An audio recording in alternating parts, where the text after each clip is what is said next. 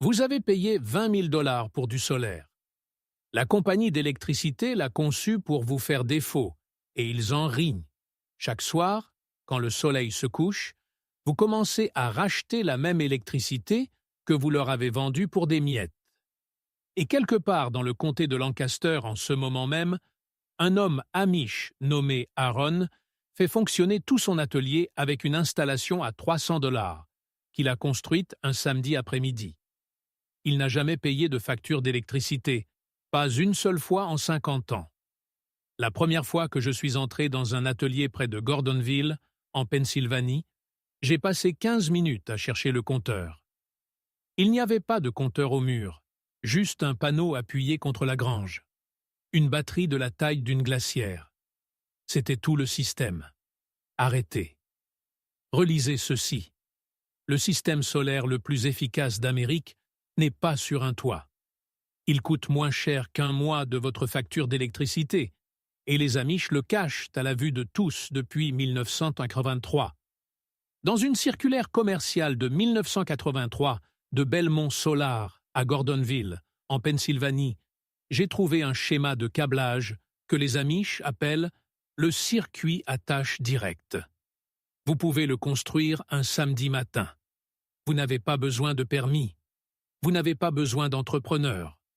Vous n'avez même pas besoin de toucher au câblage déjà présent dans votre maison. On nous a vendu à tous un mensonge appelé facturation nette, un contrat qui transforme votre toit en l'usine gratuite de la compagnie d'électricité. J'ai payé une facture d'électricité pendant 31 ans, sans jamais la remettre en question. La facture arrivait, je faisais le chèque, les lumières restaient allumées. Quand le solaire a commencé à devenir populaire au début des années 2000, j'ai fait ce que tout propriétaire responsable ferait. J'ai appelé 3 entreprises, j'ai obtenu 3 devis, j'ai choisi celui du milieu et j'ai signé un contrat de 25 ans pour un système qui m'a coûté, après financement, un peu plus de 26 000 dollars. Le vendeur m'a dit que je serais indépendant énergétiquement. Il a utilisé ces mots exacts. Indépendant énergétiquement. Je m'en souviens parce que je les ai notés. 6 mois plus tard, j'ai reçu ma première facture de régularisation du fournisseur. Je leur devais 412 dollars. J'ai appelé la société solaire. Ils m'ont expliqué que la facturation nette fonctionne sur un système de crédit et que, pendant les mois d'hiver, mes panneaux produisent moins que ce que je consomme et que les crédits gagnés en été étaient valorisés au tarif de gros, alors que l'électricité achetée en hiver était facturée au tarif de détail. La différence était, et je cite l'homme directement, juste la façon dont les calculs fonctionnent. C'est à ce moment-là que j'ai compris que je n'étais pas devenu indépendant énergétiquement.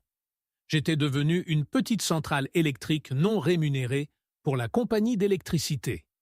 Ils utilisaient mon toit, mon équipement, mon financement et ma lumière solaire pour générer de l'électricité qu'ils me revendaient ensuite avec une marge. Le toit à 20 000 dollars n'était pas mon actif. C'était leur actif stationné sur ma maison que je remboursais pour eux. C'est l'année où j'ai commencé à passer mes week-ends dans le comté de Holmes, en Ohio. J'avais lu quelque part que les Amish faisaient quelque chose de différent avec le solaire, et je voulais le voir de mes propres yeux. Ce que j'y ai trouvé a bouleversé tout ce que je pensais savoir sur l'énergie résidentielle. Les Amish ne font pas d'installation sur les toits. Ils ne font pas de facturation nette. Ils ne se connectent pas du tout au réseau. Et leurs installations, celles que j'ai vues de mes propres yeux, produisaient exactement ce dont les familles avaient besoin pour une fraction infime de ce que j'avais payé. La raison n'est pas qu'ils ont accès à une technologie spéciale. La raison est qu'ils refusent de participer à la structure financière qui a été construite autour du solaire pour obliger les propriétaires à continuer de payer. Voici la partie qui devrait vous mettre en colère. Le concept original du solaire résidentiel, celui qui fonctionnait, était simple. Vous installez un panneau. Vous chargez une batterie. Vous faites fonctionner un appareil ou un circuit spécifique directement à partir de cette batterie. pas d'onduleur perdant 15% de votre puissance, pas d'équipement de couplage au réseau coûtant 8 000 $, pas de contrat de service public, pas de garantie de 25 ans qui expire opportunément l'année où vos panneaux commencent à se dégrader. Juste la lumière du soleil, un fil, une batterie et un appareil qui a besoin d'énergie. C'était le solaire en 1980. C'est toujours le solaire en pays amish aujourd'hui. Et quelque part, entre 1985 et 2005, toute l'industrie a été restructurée pour convaincre les propriétaires américains que cette approche simple, bon marché et efficace était d'une manière ou d'une autre inadéquate. Elle n'était pas inadéquate. Elle était gênante pour les compagnies d'électricité. Un propriétaire faisant fonctionner un congélateur coffre directement sur une batterie chargée par un seul panneau ne génère de revenus pour personne. Un propriétaire avec un système de 20 000 $ relié au réseau génère des revenus pour le fabricant de panneaux, le fabricant d'onduleurs, l'installateur, la société de financement et la compagnie d'électricité elle-même, qui perçoit des frais de raccordement et arbitre la différence entre les tarifs de gros et de détail pendant les 25 prochaines années. La version amish du solaire n'était pas technologiquement inférieure.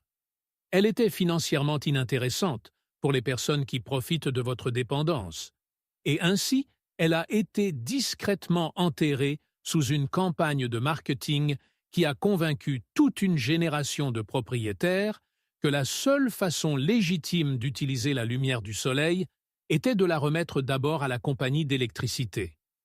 Laissez-moi vous donner la chronologie spécifique, car c'est là que cela devient inconfortable. En 1980, les Amish du comté de Lancaster ont commencé à expérimenter les panneaux photovoltaïques pour l'éclairage.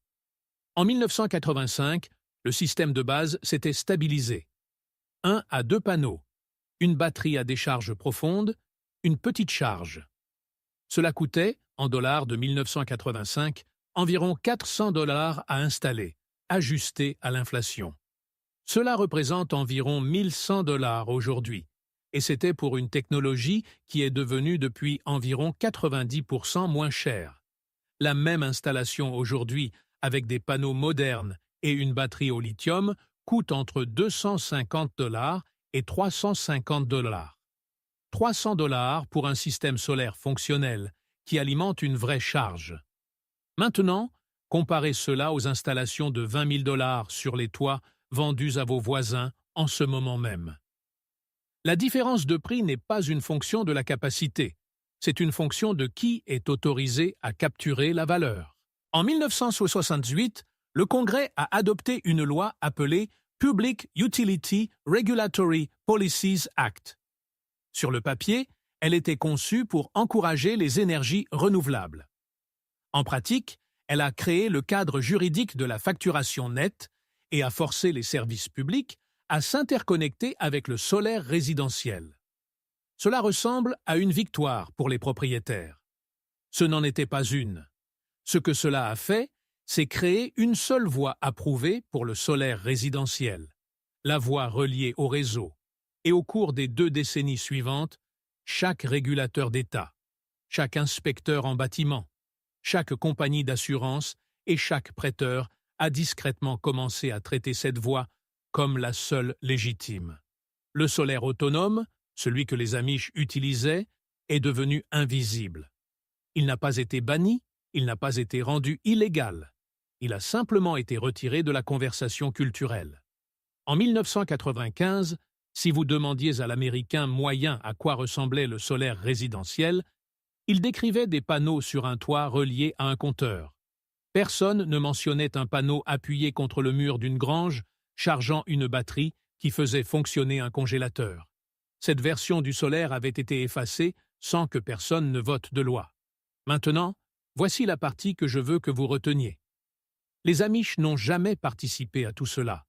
Ils n'ont pas lu les documents politiques, ils n'ont pas assisté au salon professionnel, ils ne se sont pas abonnés aux magazines qui publiaient les publicités, ils ont juste continué à faire ce qui fonctionnait.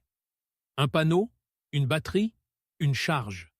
Et pendant que le reste de l'Amérique était lentement transformé en une nation d'opérateurs de centrales électriques non rémunérés, les Amish faisaient fonctionner discrètement leurs ateliers, éclairaient leurs granges, chargeaient les batteries de leurs calèches et alimentaient leurs pompes à eau pour presque rien. Environ 50% des foyers Amish en Pennsylvanie ont maintenant des panneaux solaires, selon les reportages du Times. Aucun d'entre eux ne paie de facture d'électricité. Pas un seul. Maintenant, si vous possédez déjà une maison et que vous pensez que cela ne s'applique qu'aux personnes qui construisent une propriété à partir de zéro, restez avec moi car cette prochaine partie est spécifiquement pour vous. L'application la plus puissante du circuit à tâche directe des Amish n'est pas l'éclairage, et ce n'est pas un moteur d'atelier. C'est un congélateur coffre. Un congélateur coffre standard dans une maison américaine consomme entre 200 et 300 kWh par an. Aux tarifs actuels, cela représente environ 50 $ à 75 $ par an, chaque année, pour toujours. Mais un congélateur coffre est aussi l'une des charges électriques les plus indulgentes de votre maison. Il n'a pas besoin d'énergie à chaque minute. Il s'allume, refroidit le contenu et s'éteint. Tant que vous gardez le couvercle fermé, un congélateur coffre bien isolé peut maintenir sa température pendant 30 à 40 heures sans aucune alimentation. Cela en fait le candidat idéal pour un circuit solaire à tâche directe. Voici comment les Amish font et voici exactement comment vous pouvez le reproduire ce week-end sans toucher à votre toit, sans demander de permis, sans appeler d'entrepreneur et sans perturber le câblage de votre maison existante. Vous achetez un panneau de 100 d'ABAF pour environ 75 $.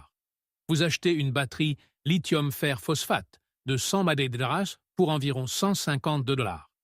Vous achetez un contrôleur de charge de 30 amperes pour environ 25 $.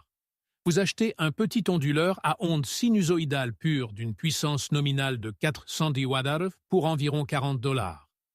Vous appuyez le panneau contre le mur extérieur le plus ensoleillé de votre maison. Le mur orienté plein sud si vous en avez un. Vous passez le fil par une fenêtre ou un conduit d'aération. Vous connectez le panneau au contrôleur de charge, le contrôleur de charge à la batterie à l'onduleur. Vous branchez le congélateur coffre dans l'onduleur. C'est toute l'installation. Coût total, environ 300 $. Temps total, un après-midi. Permis totaux requis, 0, car vous n'avez pas touché au câblage de votre maison ni rien connecté au réseau. Le congélateur fonctionne sur un circuit complètement indépendant, de la même manière qu'une lampe de calèche Amish fonctionne sur un circuit complètement indépendant. Qu'est-ce que cela vous apporte? Cela vous donne un fonctionnement gratuit du congélateur pour toujours. Cela vous donne un congélateur qui continue de fonctionner pendant une panne de courant quand vos voisins jettent pour 200 $ de viande. Cela vous donne la première pièce d'une véritable indépendance énergétique dans votre maison. Pas la version marketing, la version réelle. Et une fois que vous l'avez fait pour le congélateur, vous commencez à voir chaque autre prise de votre maison différemment. Le déshumidificateur du sous-sol, le réfrigérateur du garage, l'éclairage extérieur, la pompe du puits sur une petite ferme.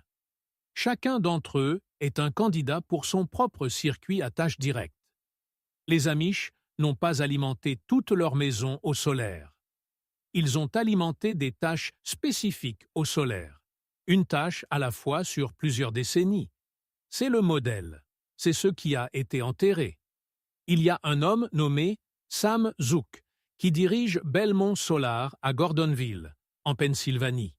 Il a été cité dans le Christian Science Monitor décrivant exactement cette approche. Ces mots, consignés dans le Christian Science Monitor, étaient que le système Amish est vraiment simple, quelques panneaux et une batterie. C'est toute la spécification technique. Quelques panneaux et une batterie. Comparez cela à la proposition de 40 pages que vous avez reçue du vendeur de panneaux solaires qui est venu à votre porte. Comparez cela à la divulgation du financement, à l'accord d'interconnexion, à la garantie de production, à la garantie de l'onduleur, à l'application de surveillance, à la ligne de service client qui ne répond jamais. Les Amish ont tout sauté. Ils ont gardé le panneau et la batterie, ils ont jeté le contrat. Il y a une raison pour laquelle cette approche a été enterrée, et je veux la nommer spécifiquement avant d'arriver au final. Les entreprises qui vendent du solaire sur toit en Amérique ne vendent pas réellement du solaire. Elles vendent un produit financier enveloppé dans du solaire. Le produit est un accord de flux de trésorerie sur 25 ans et le panneau sur votre toit n'est que l'actif physique qui justifie les formalités administratives.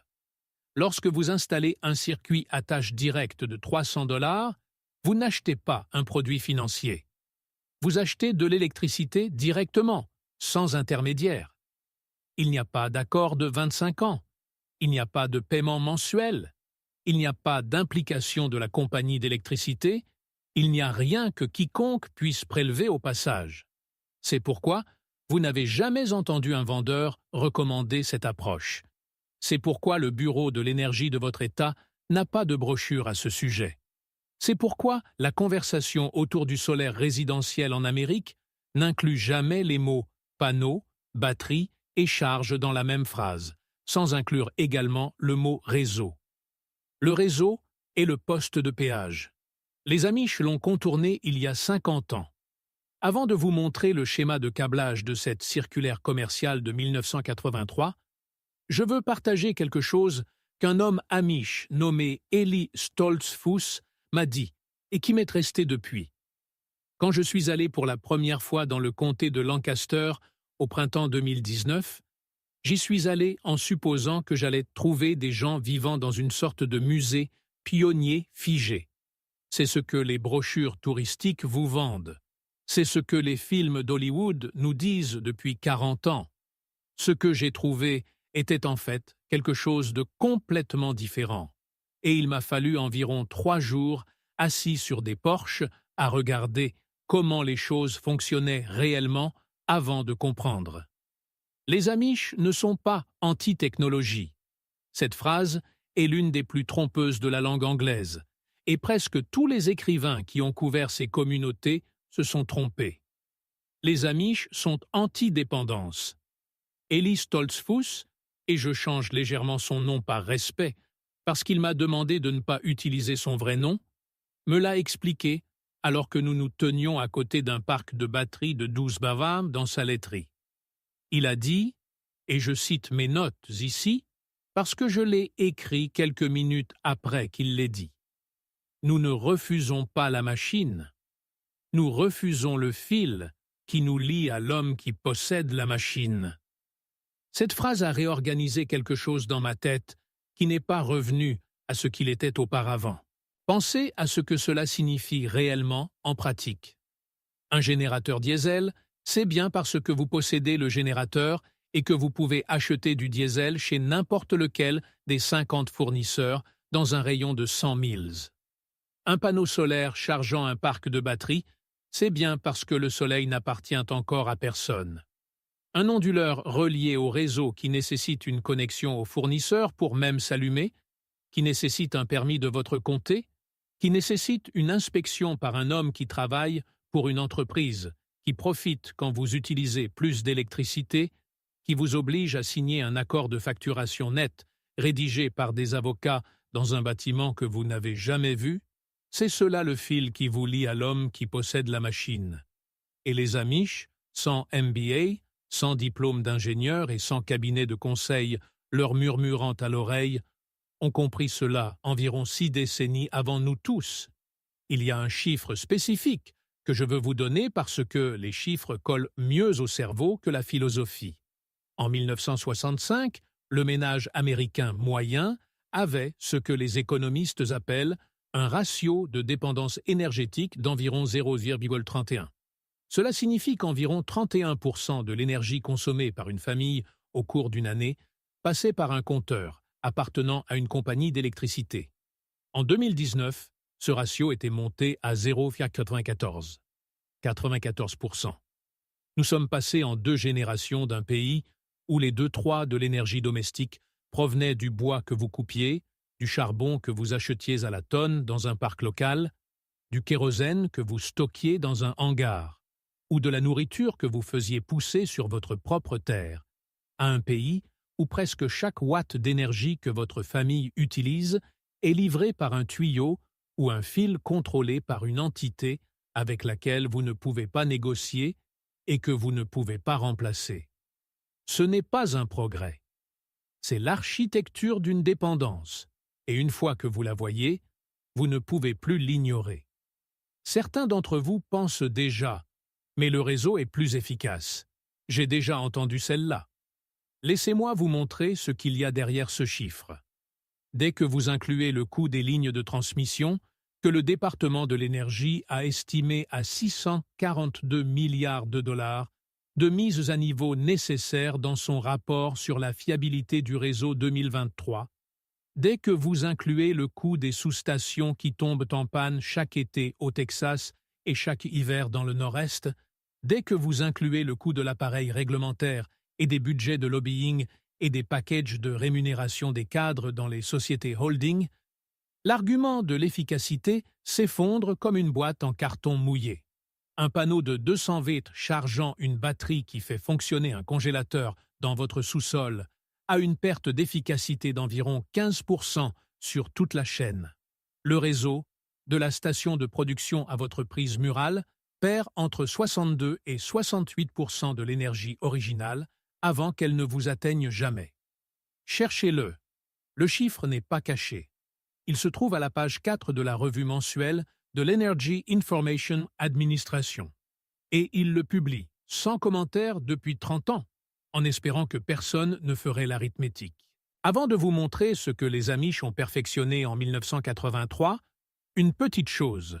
Tout ce que j'ai déterré de ces ateliers Amish et de vieilles publications commerciales, le circuit à tâche directe à 300 $ que vous pouvez appuyer contre votre mur orienté sud ce samedi après-midi, le panneau de 100 watts, la batterie lithium-fer-phosphate de 100 ampères-heure, le contrôleur de charge de 30 ampères, l'onduleur à ondes sinusoïdales pure de 400 watts, le congélateur coffre qui fonctionne pour toujours sur son propre circuit, dédié sans jamais toucher au câblage, déjà présent dans votre maison, la configuration de batterie dédiée que je vais vous présenter, les vents de cave de la vidéo sur le frigo à absorption, le mur à 50 $ de la vidéo sur le mur trombe, le réservoir porte-berquet de la vidéo sur la batterie à sable, la tablette de fumée de la vidéo Hans Air, et toutes les autres pièces que j'ai retirées du comté de Lancaster et du comté de Holmes au fil des ans,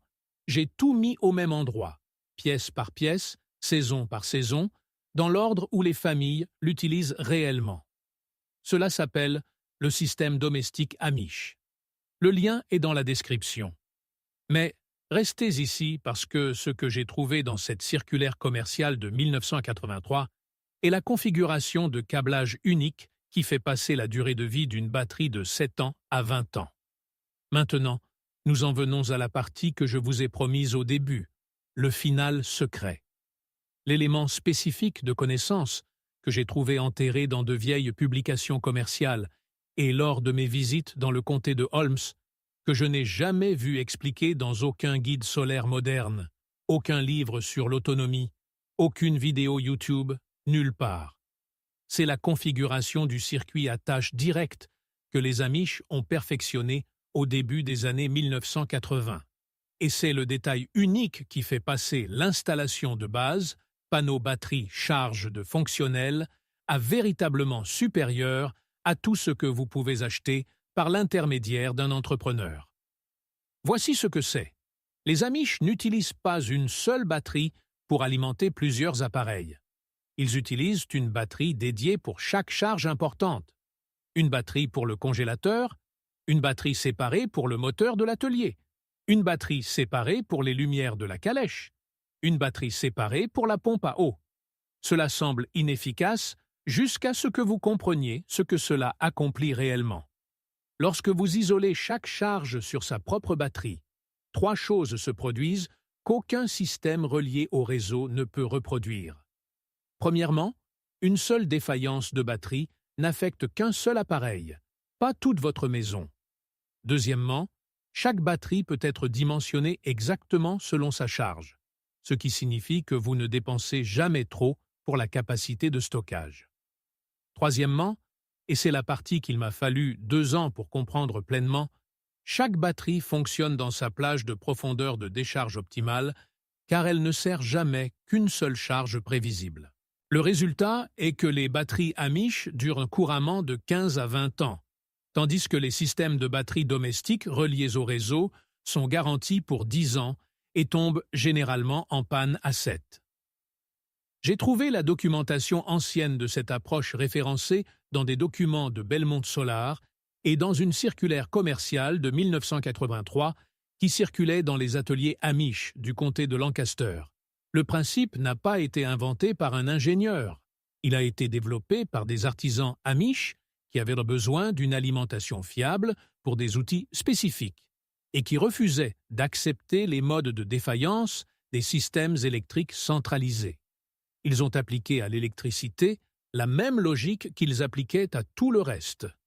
Distribuer la fonction, isoler la défaillance, garder chaque composant assez simple pour que n'importe quel fermier puisse le réparer avec des outils à main. C'est la philosophie de conception qui a permis de construire chaque grange Amish pendant 200 ans et ils l'ont simplement étendue au domaine électrique lorsque le solaire est devenu abordable. Voici comment vous le mettez en œuvre. Prenez l'installation à $300 que j'ai décrite plus tôt. Imaginez maintenant que vous vouliez ajouter une deuxième charge, disons le réfrigérateur de votre garage. Ne l'ajoutez pas à la même batterie. Achetez une deuxième batterie à $100, dédiez-la au réfrigérateur et ajoutez un deuxième petit panneau si nécessaire.